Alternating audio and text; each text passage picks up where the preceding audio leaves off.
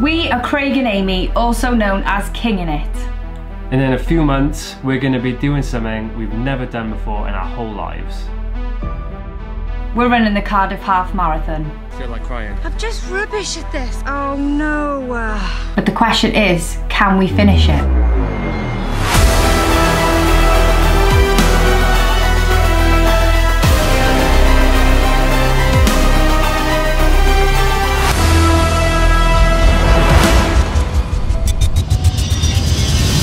Day one, marathon training. I am not ready for this. I feel really emotional. I feel like I can't do this. If I say yes, brilliant, I'm gonna do this, and I don't, I'm gonna be embarrassed and I'm gonna be like really upset with myself. You won't fail, babes. I'm with you. I'm backing you. No, but that doesn't matter. 100%. Yeah, but you'll know if you're not ready, and if you're not ready, then you don't have to run it. I suppose, yeah, but you know, we're going to start doing these videos and stuff and telling people we're going to be running a marathon, and I can't just pull out last minute and be like, oh, I didn't feel like I was ready. I'd still feel crap. Start with a small run. This is going to be Day tough. one. See what happens. Before we get into our training, we just want to tell you the main reason why we're doing this. So we went for a coffee with our friend Jeff, who is the absolute boy. He just got back from climbing Mount Everest. Will you please? He told us how he was organising a run for the Cardiff Half Marathon and that he would love for us to join him. That same morning, my brother Tom had a letter from his GP for his first counselling session with a mental health charity called Mind. Then Jeff told us that his charity Bigmoose were actually running for and raising money for Mind. And we were in. Okay, so the background on Bigmoose is based around a friend of mine, Gary Clunan, who was 42 when he was diagnosed with cancer and unfortunately died that year, and he was a big part of my life. I was his best man at his wedding and best friends. Affected me quite a lot. And on my previous trip to Everest in 2014, we decided to do some fundraising, which was great, very successful, really enjoyed it, and on returning back from Everest decided that it was something that I wanted to do with regards to just doing some kind stuff for people, really. Raise a few quid, and we decided to create a legacy for my mate Gary, whose nickname was Moose, so it sort of made sense to call it Bigmoose. What does Bigmoose do?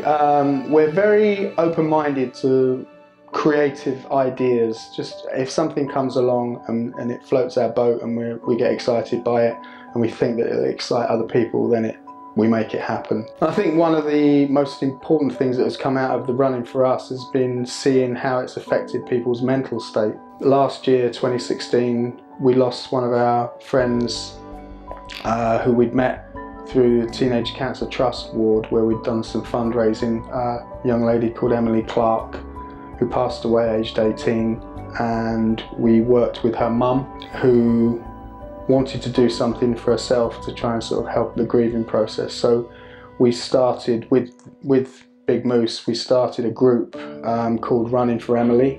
So we all raised some money for a hospital that Emily was at, and just had about 104 runners who all ran with branded colours and stuff with Running for Emily on the sleeve. And Donna was very supportive of the fact that it helped her with her grieving process. So I think that was amazing. We're very proud of that. And then this year we've decided to do the Cardiff Half again. And I think we've got about 115, 120 runners so far, one of whom is Craig's brother. And what we've done is we've decided that this year we wanted to raise awareness for mental health issues and Mind specifically. So we're raising money for Mind, but also literally just spreading awareness of the fact that there's a lot of mental health problems this day and age.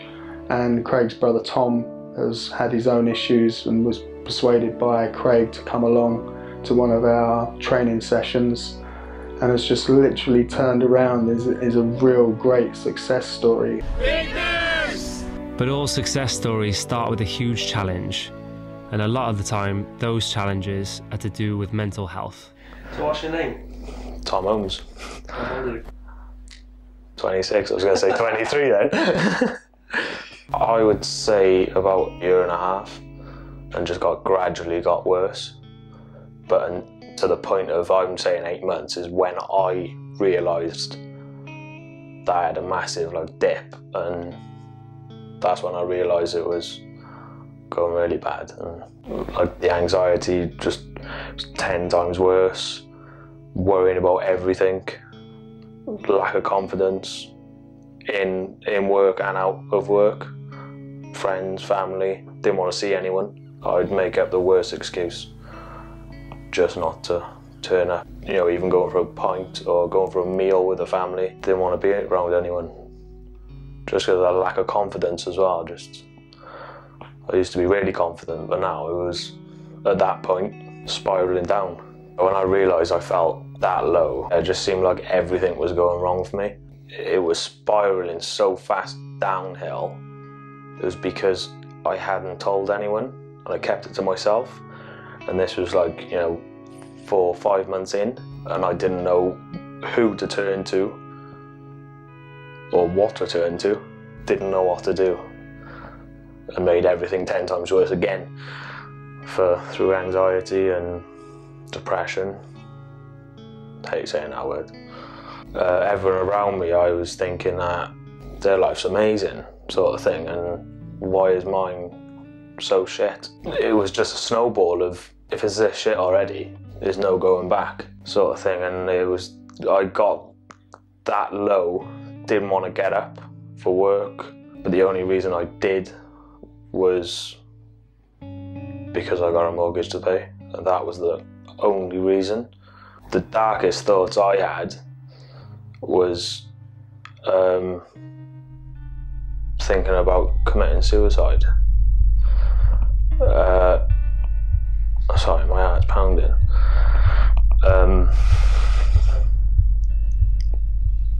But yeah, it was the scariest feeling and thoughts going through my mind. My mind was going 100 miles per hour, and I couldn't stop myself thinking of where I was going to commit suicide, when, how I got there, everything. My mind has completely controlled me through, and just got worse and worse throughout the months. Such a scary feeling. My heart was pounding out my chest. Does it still scare you now? Yeah, because my heart's pounding now, thinking about it. And it's horrible. I'm glad I don't know how it stopped, but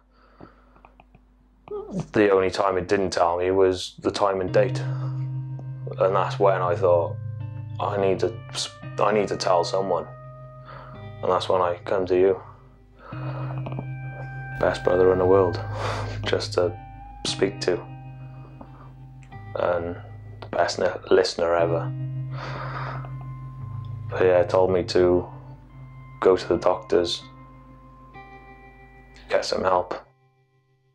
The challenge with anything in life, whether it's physical or mental, usually starts with fear.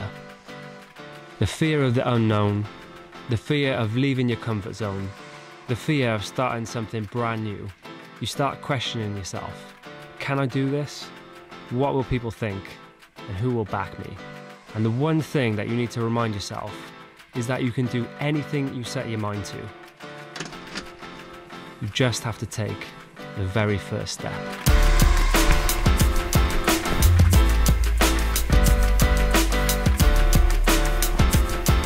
First 3 miles I've ever run in my whole life, and that was really hard. I was like, this is going to be easy. I've done 1.5. Just keep the same pace, but I had to stop like 2 or 3 times, just dragging my heels. I got a long way to go, but the best part about this is I finished on the beach, so I'm going to go for a swim because I am dripping head to toe. My first challenge was 3 miles, but Tom's first challenge was reaching out for help. First step of getting help was definitely my brother Craig telling me to go to the doctors, get some help, see what their advice was for my next step, whether it was counselling, medication, which then I booked an appointment with the GP, spoke to him, amazing, and just to get everything off my chest. For someone that you don't know, you can literally blurt it all out. which I'm not very good at. You have to squeeze it out of me. Yeah, he said I was on, he said it's very hard with the spectrum. He said, but you're definitely on the spectrum of depression. And then he asked me if I would like to see a counsellor and have a few sessions with him for free, which I was definitely up for, because I was at that point of, yes, I need help to get me through this, and he referred me to Mind.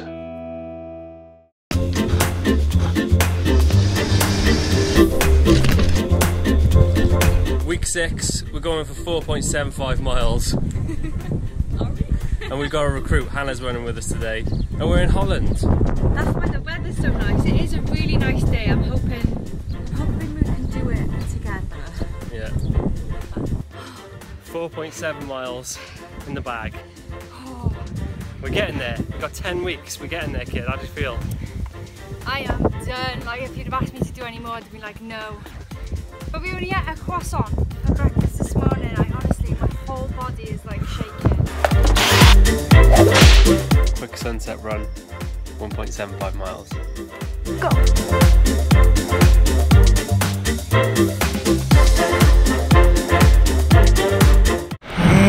Despacito, down on the beach in Mexico. So when you're running a marathon, we didn't know this, but you can't just wear in-hand slippers or shoes you got lying around the house. Because that's what we started in.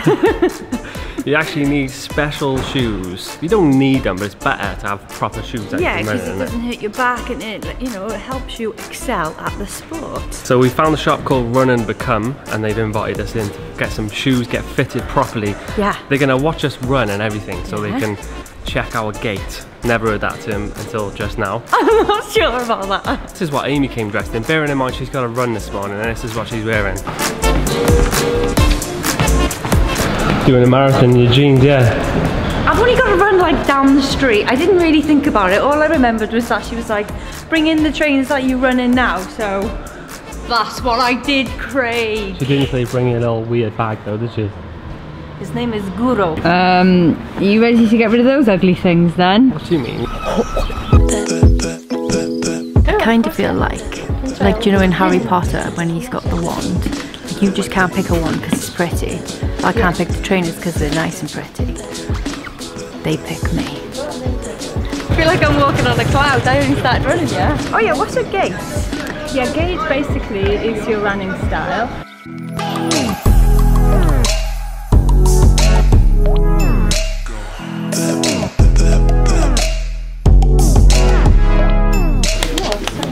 I hope this helps, because I am having a nightmare with my knees and my hips, and I think it's coming from my shoes.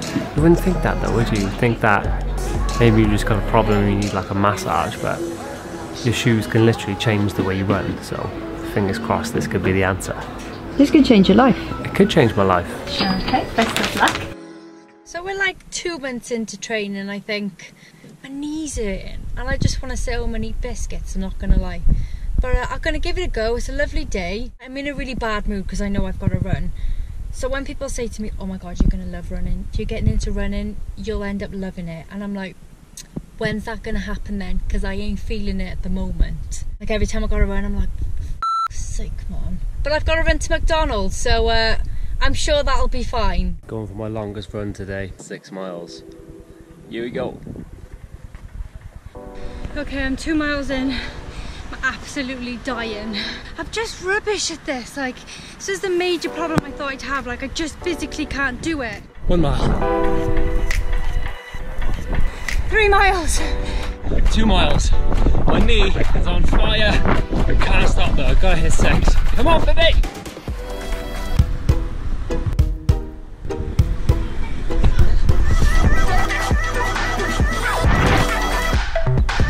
When I thought I couldn't get any harder, I'm running on a mother flipping beach. 4 miles. I'm over halfway. I'm on my way back. I got some great music on. I feel so much better. And my legs have just come into play now. They're not feeling as burny as they were. I don't know. I feel great.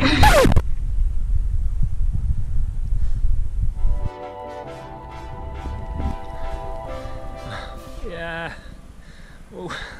That is hard, man. That is taxing. Every mile, you're just like, I've got to run home further, I've got to walk home further. And it's just like anything. And the only thing that holds you back is the fear. Running is a complete mental battle. The further you run, the more you fight with your own mind. After this run, I thought a lot about our friend Beth, who's had her own battles with mental health since she was a teenager. So we went to see Beth so she could tell her story. I'm Beth, I'm 22 years old. Everything was pretty normal. I had a good upbringing, I've got a very close family. They are my best friends, which is very nice. But around the age of sort of 6, my granddad died. I can remember it very vividly, but I didn't really think much of it. I don't think I really understood what it was.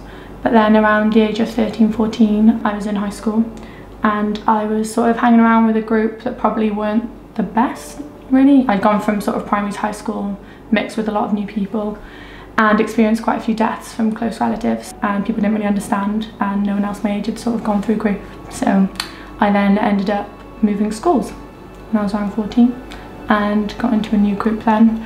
But the same sort of thing happened where I had a few more deaths of close relatives and stuff like that. It kind of was just that sort of age range I associate with a lot of grief. I didn't really understand what was going on. I just knew I had this feeling every now and then where like my chest would feel really tight and I couldn't catch my breath and I didn't know what that meant.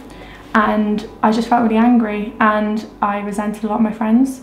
And looking back now I know why, but at the time I just sort of felt really uncomfortable. But it was just I just felt sort of like an outsider because I knew no one else my age was sort of going through it. And none of my friends spoke about that kind of thing, so it just felt sort of weird. And then I went to my parents, and like my mum's a nurse, so she's very sort of switched on and she'd noticed anyway.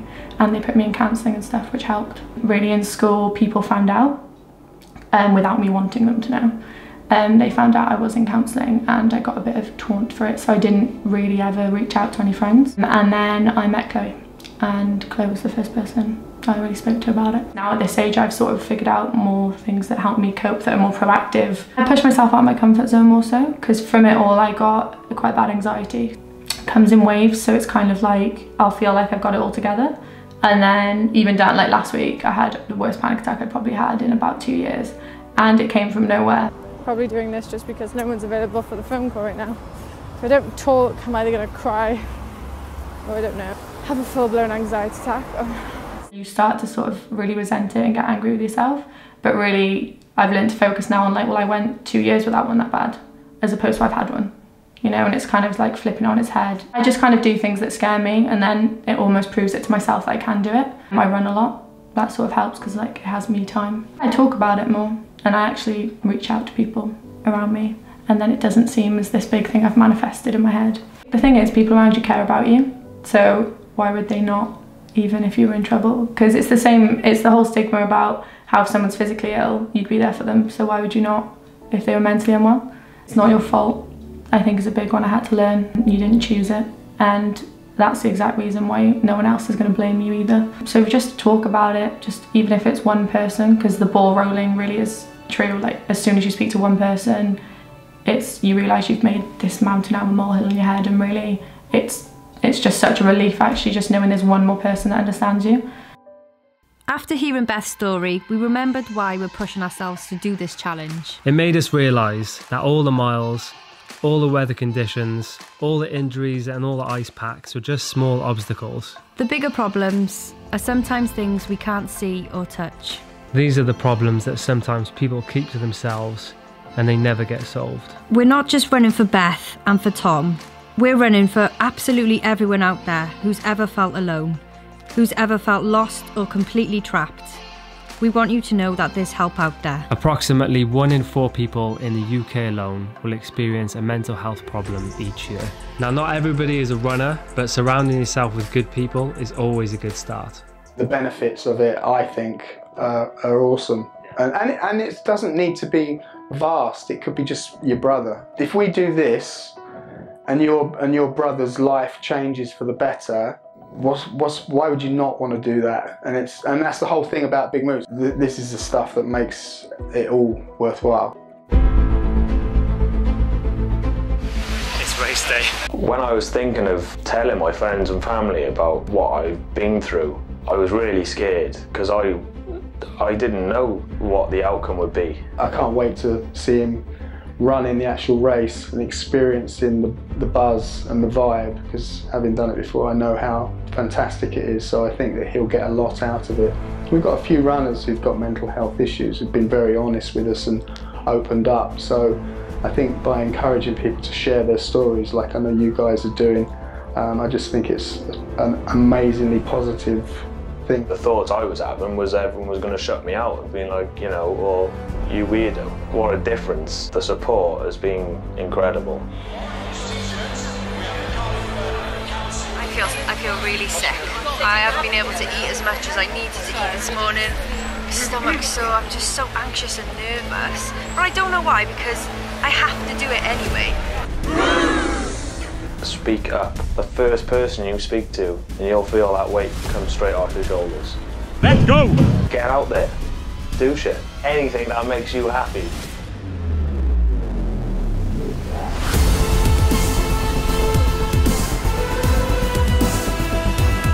Our big goal is to make as much impact on the world as possible through multiple people, so we can't do it all ourselves. I think if we impact upon people and they impact upon people and it just grows and grows and grows, then I think we can actually see some fantastic results. Yeah, lots of energy, lots of passion, a few tears, but just beautiful, just really beautiful day. Just talk about it and just don't apologise for it. Just getting over that first hurdle was the hard part.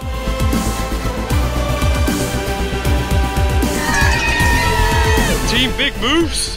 5 miles in. You're getting told off for walking. It's such an amazing feeling. Just actually to feel it now. 12 miles. 1.1 to go. Come on. Yes. Don't die. Please give me all your strength. You got this, Aim. Go on. So we're 11 miles in. This is literally the hardest thing I've ever done. We've got 2 miles to go and my legs, I don't even feel like they're going to take me. But Tom's finished, which is amazing. Not too far. There's the finish! Coming into the last stretch. We're nearly there, Aim. Come on. You little champion. Come on, babe. You've done so well. Here's the finish, look, he did it!